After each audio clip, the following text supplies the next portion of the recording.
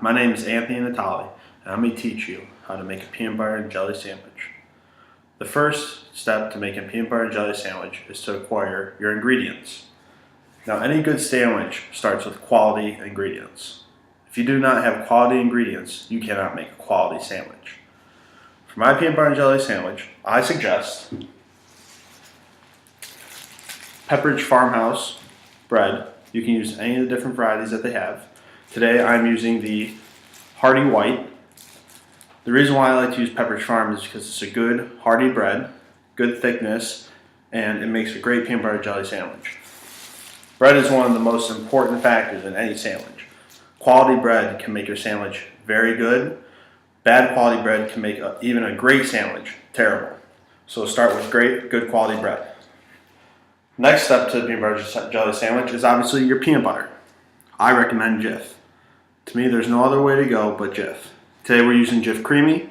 Normally I prefer Jif Crunchy, but it's a preference. And in cases I like the extra crunchy, which is, to me, the best. Also, you need your jelly. I like to use the Smucker's squeezable jelly, and the reason is because it eliminates having to use another knife and or cleaning off a knife in the process, because nobody wants to dirty the jam jar with a already peanut buttered knife. And then obviously you need a knife. Good quality knife. Butter knife doesn't have to be too sharp. That way you can make a nice little cut at the end. So first step is we're going to get our bread. Again, good Pepperidge Farm bread. We're going to lay the bread in two halves, side by side. We're going to start on the right side, and we're going to start with our peanut butter.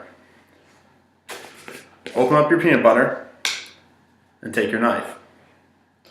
Now, the jar is a little bit empty, but that's okay. I'll teach you how to get down in there, get the best part, because you can't waste any of your peanut butter.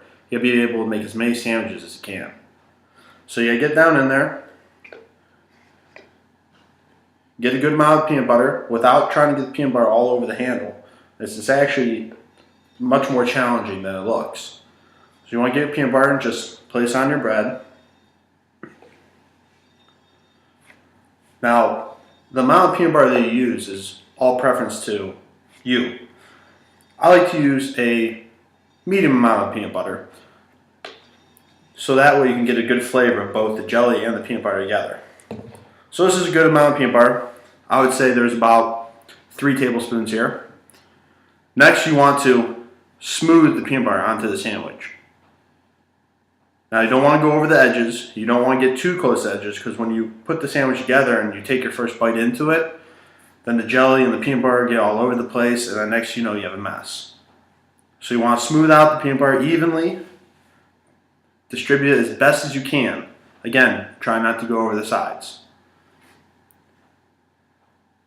When you're done, you can take the excess, wipe it off onto the top, giving yourself a pretty clean utensil to use with the jelly. Close up your peanut butter, set it to the side. If you need to, wipe your hands off, make sure there's no peanut butter. But if you're really good, getting down to the bottom, you won't have that problem. So next we're going to go to the jelly side. And I like to do it at 2 different sides, because if you put the jelly on the same side as the peanut butter, you're going to smear it in, and it just makes for a bad consistency, and the flavor is just not there. It's just smeared together. So I like to take the jelly, put it on the opposite side. Again, I say about 2 tablespoons. And it is, again, personal preference. If you want more, put more jelly on. But you obviously don't want to have too much jelly, or it's going to be all over the place. So again, we squeezed it out. The nice thing about having a squeezable, you don't have to open up another jar. You don't have to stick a new knife in there or wash off the old knife and worry about your jar getting all dirty from the peanut butter. So just squeeze it right on. They're making a strawberry as well. Today we're using grape.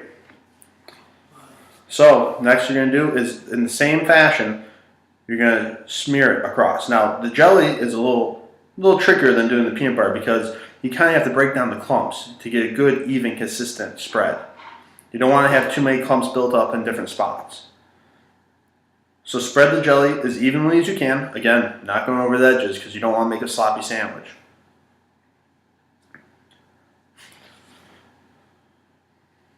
And what you could do to get the excess off is pick up the piece of bread, wipe on the side like this, and now you have a relatively clean knife that you can set down aside and not worry about it getting all messed up in a different area.